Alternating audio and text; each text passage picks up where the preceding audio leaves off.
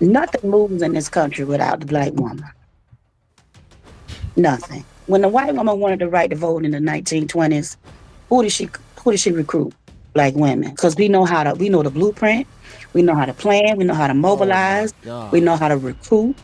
We know that when we are favored and people respond to our call. I'm grateful God made me a black woman.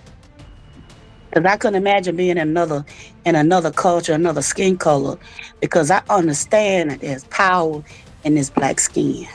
Okay, this lady is very racist. We're expected to save and serve and sacrifice, but it's not reciprocated.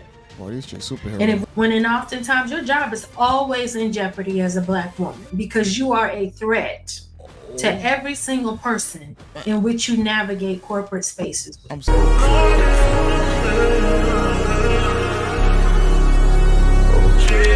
Some would say, well, what's the difference between a black mother than any other mother out there? A lot. And A that's lot. what I want to hear right here. In what ways has the world demanded resilience from black women specifically, but denied them rest? Let's get some specifics. So let's start with Lisa on this one. All right, first and foremost, I want to say I appreciate each and every one of y'all for stopping in here right now. Hope y'all having a great day, whatever time of day it is. Just make sure y'all enjoy the day. Now let's continue with the video. Uh, I mean, just to build on to everything we talked about initially, but the world expects resilience from us, but doesn't allow us to rest. We live in a country that was built on free labor, right? And they make no qualms about it. They don't even care. So to ask for free labor, like I work with women every day who are doing the jobs of 2 and 3 women, 2 or 3 people, not just women, 2 or 3 people, and getting paid for the job of one, but also told that they're not doing enough. Literally, I can work with somebody who is on medical leave. Once that person goes on medical leave, they got 4 and 5 people doing that one person's job. But meanwhile, while that woman was sitting there, and it's funny because some black women challenge this. So even we don't even always understand how we internalize this drive, this workhorse. Like keep doing, keep serving. We've been brought up to serve. We've been taught to serve, and we some to a degree we enjoy serving. Like that is a part of culturally who we are and who we become. But then it's like Let me just pause it real quick. First of all, what she said about the whole job description part, that's very subjective. It's going to depend on what field you're in, depending on what you're doing and how you're going to be doing it. And when it comes down to people having multiple jobs, that's not a black thing. Usually, if you're very skilled at your job, you're probably going to have to do more than what your job description says. If you're a valuable asset to that company, that's usually how you get to the next level, just being honest. So that's not a black thing. Most exploited. So keep doing, keep going, keep being, and then just that you have to be this unbreakable figure, that you can't be vulnerable. And when you do say, ouch, you're being dramatic. Yeah. So then you get gaslit. Yeah. So wow, that's crazy. If I can't jump in there, I want to say this while I'm thinking. Nothing moves in this country without the black woman. Nothing. Bruh. Nothing. Bruh. And our country knows that. Nothing. So let's be specific on that, if you don't mind. Okay, so let me just use for example. When it comes time to vote, this country depends. I'm gonna just use for example. I'm gonna go back a little history. When the white woman wanted the right to vote in the 1920s, who did she recruit? Black women. Ida B. Wells, everything with Cookman.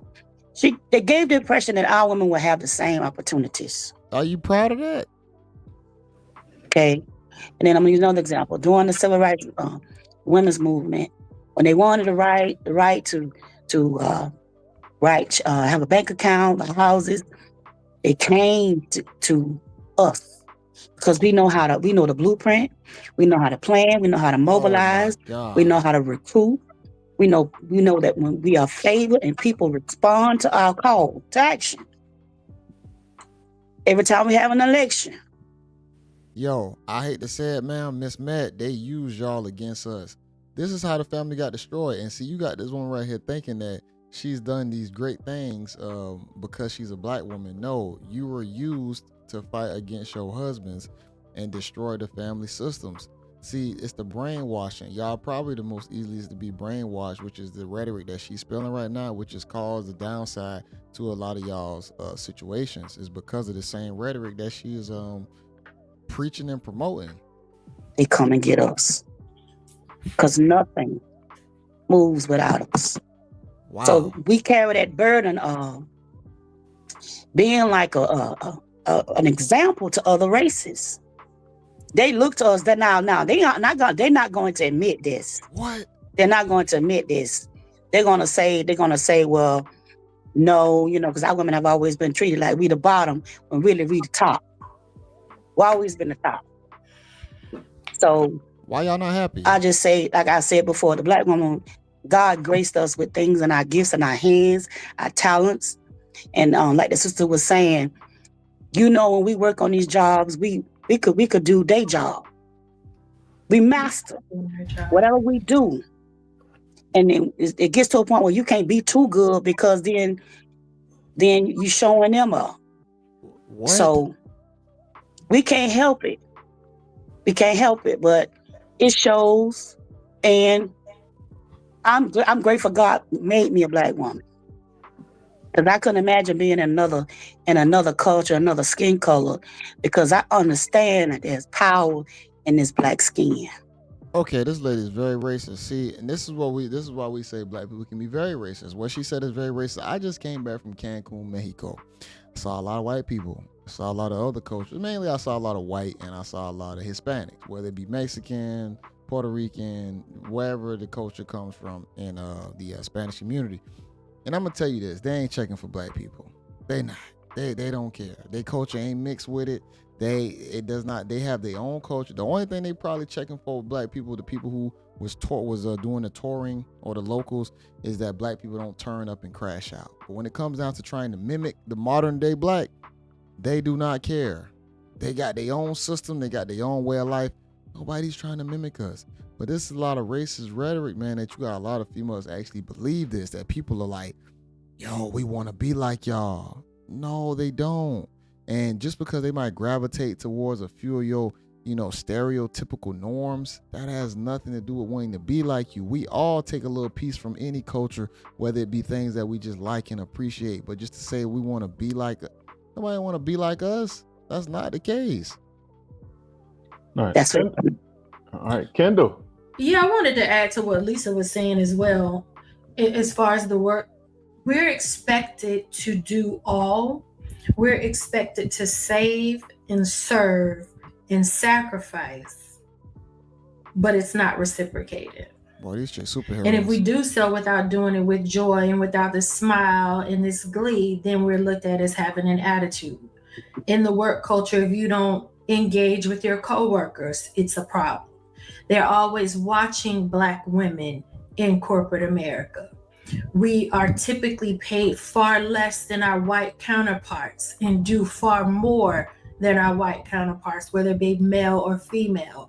I've been in my corporate profession. I'm no longer in corporate America, but I've been in that profession for many, many years. And I've had people that came in that are younger than my children that feel like because they have certain certifications that outranks my performance. But I outperform them with my eyes closed.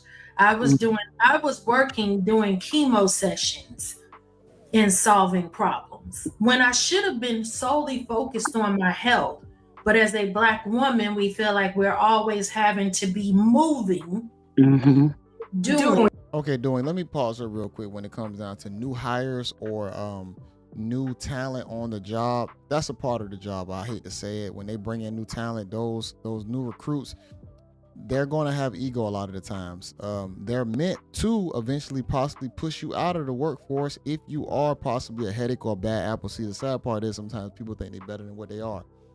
And they can't see their flaws, but other people can. So when you can't see outside of yourself, your replacement possibly has already been hired and you don't even know it. So now it's time for you to sit back and look and say, damn, what ways can I improve or be better? Or let's say I'm trying to mold the next generation instead of just saying I'm trying to fight the next generation. I think a lot of people just think that it's always a fight in these jobs and these workplaces, but really you can be a good team player and you can want to see the next generation win, and that'll help you look a whole lot better too. I hate to say it. And we don't want to get behind. So I literally would have people call me while I'm getting chemo to solve problems. You got the and info. I fought myself because we have been conditioned to think that's what we have to do all the time.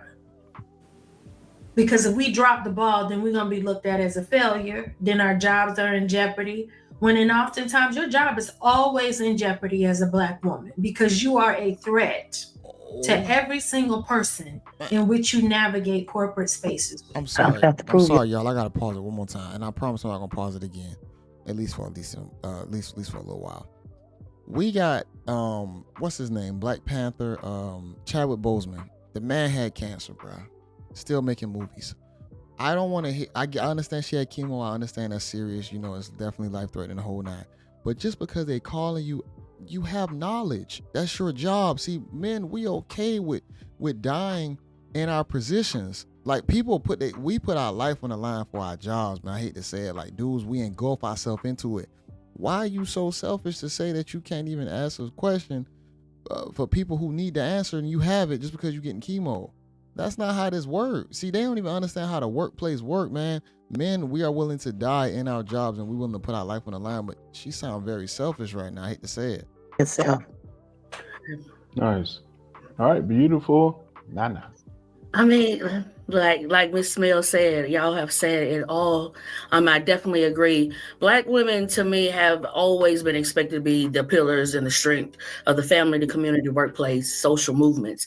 Yet the system seems to not be resilient and often refuse to grant us the dignity and care and rest that we need. But this paradox is not new to us. It's historical, it's the structure, and it's ongoing. The world has a demand for the resilience of a Black woman for centuries. And it's not a virtue, but it's definitely necessary for us and our own survival. But the truth and the justice is just ask, how much more can we take? Who told them this? When will we be allowed to rest? And as Black women, we deserve more than just survival. We deserve peace, the softness, the safety, and definitely the rest, as y'all said, because we do not know how to say no. Even when we're on our last deathbed, we are still, like you said, solving someone else's problems. We're feeling guilty within ourselves because we can't do what we know we're capable of doing, but we shouldn't be doing. Like you said, it's just always something on our back, even when it shouldn't be. And like you said, we give so much, but we never get that in return. So it's a constant heartbreak, I think, to Black women. And when we finally, to me, just stop and focus on us, I think it'll be a lot better for our children and everyone else around us to just finally start figuring out what's going to make us happy and what's working for us. I think the first thing that can help is stop thinking that you're more special than what you are. I mean, man, there's so much you can say in this video. I can't even think of everything, but I want y'all to chop this up in the comments for sure. I'm going to keep playing a little bit more of it, but this is crazy listening to this, y'all. I do feel like this moment now that we are in is one of those moments where we are taking our time to focus on us. And I love seeing it. I love seeing it. I love how you will hear people say, oh, you don't hear white women talking about they independent. You don't hear it because they didn't have to say it. We were the ones fighting it. They didn't need to. But now you hear it. Now you hear them. They have been around, but they haven't had to be as vocal because we've been vocal. We've been the ones who took on the idea. Like, even when we talk about the strong Black woman, it has developed into other types of tropes, right? We angry. We don't get a chance to rest. We don't get a chance to just kind of be. And then when we do say something, y'all complaining, you bitter, you nasty, you angry. Like, at what point do we get to just be shut down? You be shut down. When do we just be? I don't want to have to show up and do. I don't want to have to clean up. I don't want to have to set up. I don't want to. I don't. Where can I just show up and just be who I am without you looking at me saying, "Oh, she this, she that, she that." When can we just be? I don't want. Okay, now you just want to be sound like a lazy individual. We all know, all coaches know that it's roles when it comes down to being in relationships between the man and the woman. There's things the man has to do that he just has to do it, and there's things that you're going to have to do and you just have to do them. One thing I'm noticing is that a lot of these women want to be taken care of like princesses, but they don't offer any value outside of saying that I can work a job just like you. So you working this job, you coming home just like the man is coming home, and that's completely fine. Most people are gonna have to work, it's gonna be rare situations where the woman's just gonna be staying at home, but it's your attitude and your energy that the guy has to deal with now, which is gonna be such a headache and a drain to want to deal with. Men don't want to have to deal with that. If you are gonna be working, you still need to be feminine. You still need to be sweet, because that guy most likely is gonna be working harder than you. He has a way steeper job than you.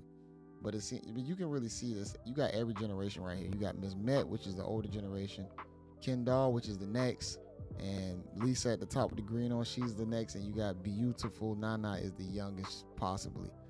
And you can just see where the rhetoric is just flooded down from each generation, and it's just manifesting the stereotype. I don't have to save anybody. It's like, yes. it's like On my platform, as Mel knows, it caters to speaking on behalf of moms, right?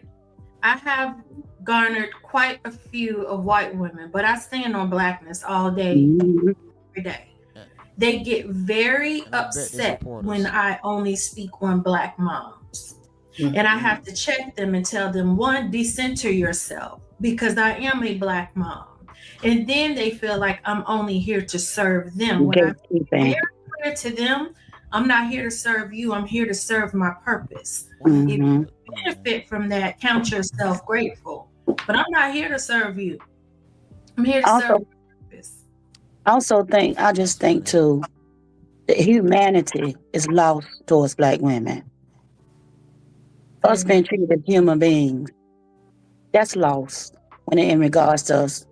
Everybody keeps saying how they, we expect it to be like we some type of Wonder Woman. I'm telling my age. We the bionic woman, we Wonder Woman, we Superwoman. But the humanity that people do not apply to us as if we don't deserve humanity. But she said we don't deserve to be treated as human beings. It's almost sometimes it's like dogmatic, the way people approach us. And you be saying, you're talking to me. Can you talk to me with respect? We expected to give respect and we don't get that respect back. We expected to honor people who don't honor us. And that can weigh on you, that can weigh on your heart, your emotions, your love. And I just feel like as a community, because so much what we face when we go out in society, dealing with other things, it's a war zone with the workplace, like she said. You're always expected to prove yourself to these people. Ma'am, you live in a world of equality. You have to compete. It does not matter. You have to compete with the men that's looking for the same job you're looking for. The women, what color they are, it don't matter. This is competition 101. And I ain't gonna lie, Miss Kendall Williams, she look like she is a real piece of work. I would not want to work with her. This woman, like, she'll throw you under the bus in a heartbeat. All these women look tired and aged out of their own brackets, man. It's curator of Black Joy. You don't look very joyful, Miss Lisa Blunt. You don't. All of y'all just look rough and angry. I would not want to be around them. And then to sit here and say that, you gotta of course you gotta compete. This is America. It's capitalism. It's always somebody coming for your job. If you don't want to compete, get up under your husband, let your husband go out there and compete, and keep him rested and recharged so that you ain't gotta deal with it. And work. And then I'm gonna say this: when you outshine them, it's a problem. It's always sometimes like you have to minimize yourself, so you won't make others feel inadequate. So, a black woman, we eat a lot. We eat a lot. When I say we eat of a lot of our pain that we endure as we move about in this world. And a lot of our women, people say black women complaining. No, when you eat the stuff that you need to say, you suffer in silence. And that creates depression, oppression, anxiety. It creates all other things. Diseases like lupus and arthritis. Fibromyalgia. Fibromyalgia Is the common in black women. Cancer. fibroids. Every other culture But dealing with everybody's complaining about the black women airing out her that's coming from y'all food diet also, just being honest. grievances. But it's time for us to air out our grievances. My grandmother was an angry black woman. I could never understand why she was angry, but she was always eating that pain. Always eating that pain. So much trauma. And she really wasn't able to. We have time where we have to, like she said, we say ouch, and what you say ouch for?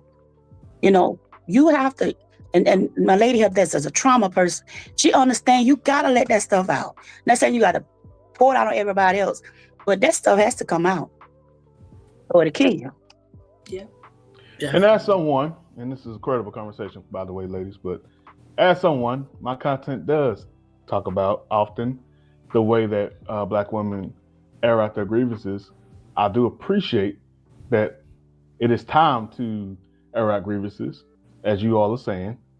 However, I'm someone who complains about the way in which they air out their grievances. All right, so that goes to our next question here. So we're going to cook them. What is the proper way to offer correction to a black woman? And if you don't mind giving a public example of someone who you believe that does it the right way. On this one, we will start with Kendall. Hey, I'm not gonna lie. I'll use my husband as an example because I've been a single mom since I was 17, so I'm very independent. I've always been very independent. I've been on my own since I was 19 years old. My husband, I've been married, divorced. I experienced domestic violence. I come from a home where there was domestic violence and all those things. So I have been in survival mode since I was 5 years old. Okay. Witnessing my father be domestically violent with my mom. And you imagine you're growing up, then you get into a relationship at some point and you experience domestic violence as well. There's a wall that was built up with me. And I was so accustomed to fighting to protect myself because there was no one to protect me.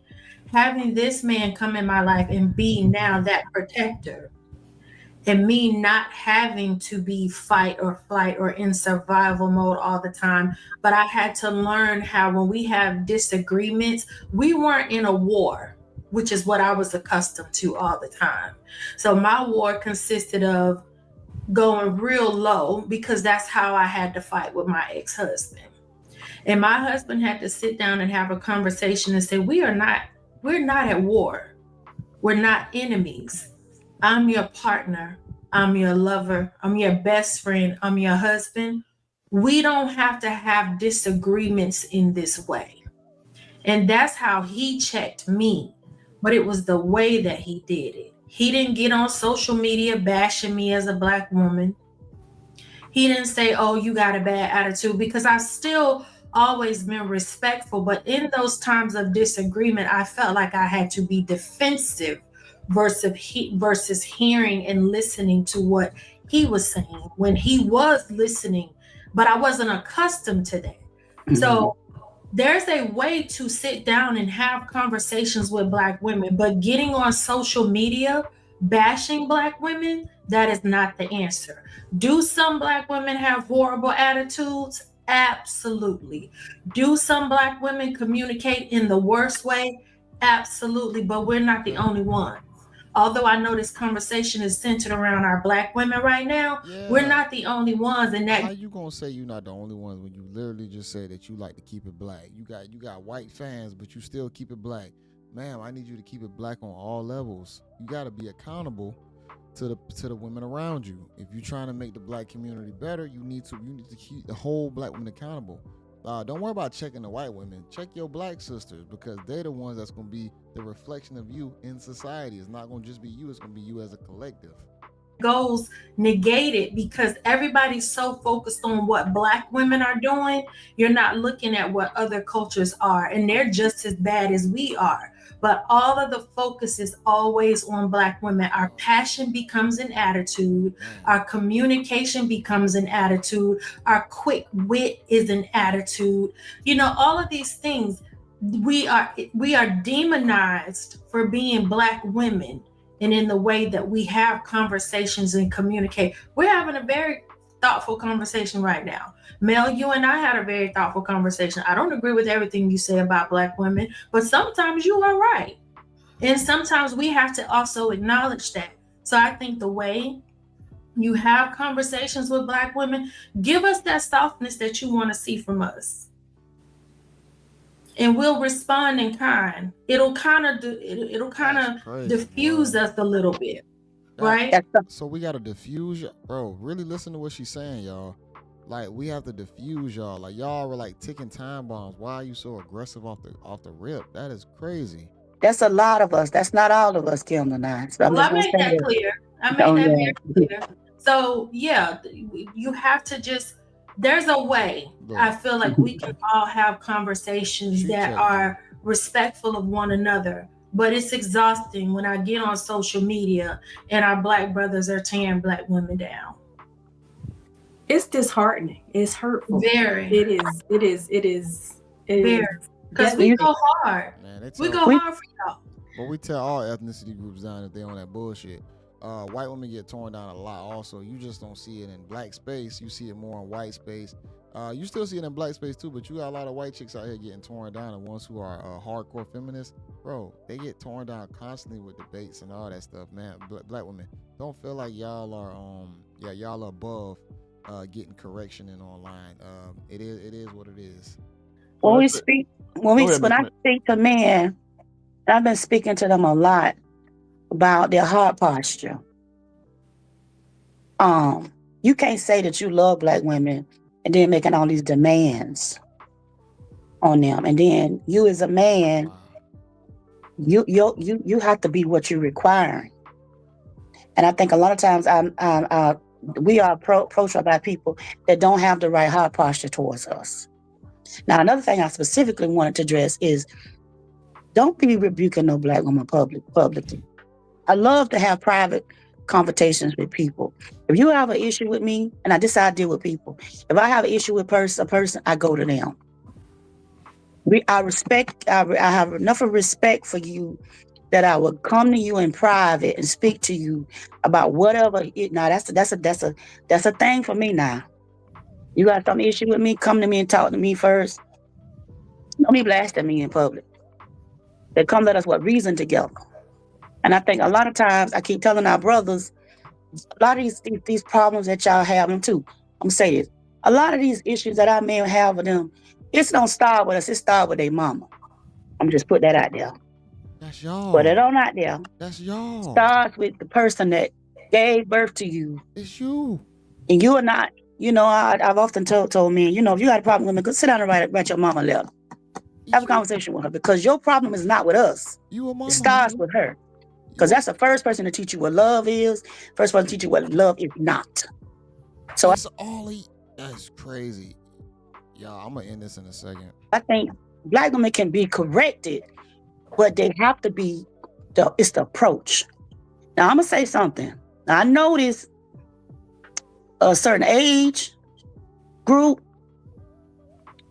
I say under 30. Now, the issue I have, I'm just saying this. They don't respond to love and correction at all. I'm a retired teacher. They don't respond to it is. It's the disrespect sometimes. It's cute and funny when you're talking about it, and you barely want to tiptoe around saying it, but you'll condemn the Black man. But when it comes to it's a little bit of disrespect. I don't want to say too much. This is crazy. You know what I'm saying? I'm telling you this, right. And I have to preface and say this. Look, sister, I love you, but you out of order. And I understand that you giving it out, you're gonna get it back. But a lot of times we trying to correct young, and I'm gonna say what the Killen said. A lot of our young women have been raised up; they haven't been groomed in correction. My parents were very strict with correction. My mother was strict, my dad. So I'm used to the sound of correction. I respond to it. Don't sound like it. But the fact that you have some women that have not grown up with that, there goes that grace. There goes that love. And I just want to say, ladies, a lot of times I don't think our men know how to correct us in love. Okay. This is good. People around us, a Black woman she's a sensitive creature. She's sensitive. Yep, I can't listen no more of that. Y'all sensitive, the whole nine. Y'all can watch this in its entirety. I'll have it linked in the description. Oh my goodness, bro. So much excuses. Just excuses. You say you strong. You say you on top of the world. You superhero. You Wonder Woman. You said you was Bionic Woman. That's what you claimed yourself. Now you sensitive all of a sudden. You got to compete in the workplace. They get jealous of you. But now what do you want to be? Like Drake said, man, who the fuck you want to be? Like, come on, man. Like, this makes no sense at all. I want to get y'all thoughts on this. Y'all, please go ham in the comment section like y'all always do, because y'all bring a lot of good perspectives.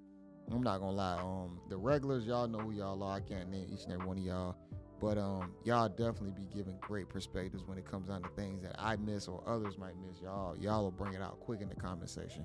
Make sure y'all like this video, comment below. This is your boy JayBReacts. Make sure y'all tune in to the panel tomorrow night, 7:30 p.m. Should have a full panel. Hopefully, everything goes planned. Possibly, we'll be switching the panels from Saturdays to Sundays for time purposes and for convenience for everybody else in their schedules of the weekends and possibly my own. And yeah, y'all make sure y'all stay tuned in for that. And until next time, y'all, peace.